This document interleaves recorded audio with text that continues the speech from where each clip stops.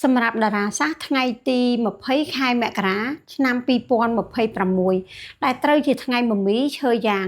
ឆ្នាំដែលល្អប្រសើរមានឆ្នាំមមែចហើយនឹងខាលក្នុងករណីឆ្នាំទាំង3នេះត្រូវការធាតុឈើហើយនឹងភ្លើងកាន់តែប្រសើរចំពោះឆ្នាំដែលគួរតែមានការបំរុងការពារមានឆ្នាំជូតធាតុដីវ័យ18ឆ្នាំនិងជូតធាតុមាសវ័យ66ឆ្នាំទិសដែលត្រូវបានហាមឃាត់ក្នុងការជួសជុលស្វាដំបុកគ្រឹះមានទិសខាងជើងហើយនឹងជើងឈៀងលិចរីឯតារាសារល្អដែលយើងអាចអង្គុយធ្វើការឬក៏អាចចាប់លាបបន្ទោះលាបបាននៅកណ្ដាលផ្ទះចន្លោះម៉ោងដែលយើងអាចធ្វើបានមានម៉ោង5ទៅម៉ោង7ព្រឹកនិងមួយវេនទៀតក្នុងករណីដែលខកខានយើងអាចធ្វើបាននៅចន្លោះម៉ោង3ទៅម៉ោង5រសៀលជូនពរសំណាងល្អក្នុងការប្រើប្រាស់និងការចាប់លាបតារាសាស្ត្រសម្រាប់ថ្ងៃទី20នេះផ្ទាល់អរគុណ